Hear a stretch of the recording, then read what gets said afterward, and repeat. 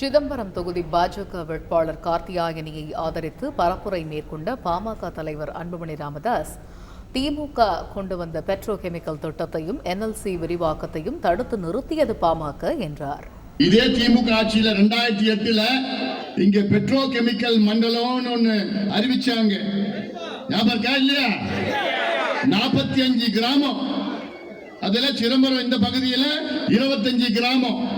அந்த மயிலாடுதுறை மாவட்டத்தில் 20 கிராமம், 45 கிராமம் பெட்ரோ கெமிக்கல் மண்டலம் 80,000 கோடி ரூபாய் ஒதுக்கீடு சொல்லி நாகார்ஜுனா கம்பெனிக்கு ஒதுக்கீடு பண்ணிட்டாங்க.